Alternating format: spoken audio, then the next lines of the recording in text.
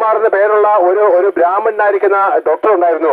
അദ്ദേഹം ഈ വൃദ്ധനായിരിക്കുന്ന മനുഷ്യനെ മറിച്ച് കടത്തുമ്പോൾ അദ്ദേഹത്തിന്റെ ശരീരത്തിലെ വലിയ വ്രണം കണ്ട് സ്തോത്രം എന്നൊരു വാക്ക് പറഞ്ഞു. അപ്പോൾ ഞാൻ അദ്ദേഹത്തോട് ചോദിച്ചു, നിങ്ങളൊരു ബ്രാഹ്മണനല്ലേ, നിങ്ങളൊരു ഹിന്ദു അല്ലേ, നിങ്ങൾ എന്താണ് ഈ സ്തോത്രം എന്ന് വാക്ക് പറഞ്ഞത്? അവൻ പറഞ്ഞു, എന്റെ വീട് ഹൈദരാബാദാണ്, ഞാൻ ആ ദേശക്കാരനാണ്.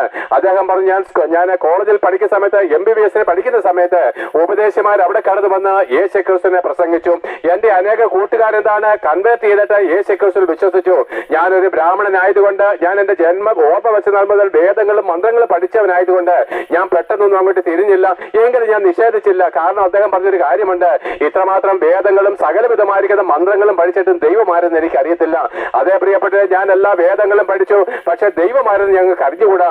അതുകൊണ്ട് ഇവർ പറഞ്ഞ ക്രിസ്തുവിനെ ഞാൻ നിഷേധിച്ചില്ല, പക്ഷെ അംഗീകരിച്ചില്ല. എങ്കിലും ഞാനും എന്റെ ഒരു സ്നേഹിതനും കൂടെ എന്നും രാത്രികാലം ഇരുന്ന് പ്രാർത്ഥിക്കും, ഞങ്ങളുടെ ഡ്യൂട്ടി കഴിഞ്ഞ് പ്രാർത്ഥിക്കും, സത്യത്തിൽ ഒരു ദൈവമുണ്ടോ, ആകാശത്തെയും ഭൂമിയെ സൃഷ്ടിച്ച ദൈവം ആരാണ്, ഞങ്ങൾക്ക് വെളിപ്പെടുത്തി തരണമെന്ന് എന്നും പ്രാർത്ഥിക്കുമായിരുന്നു.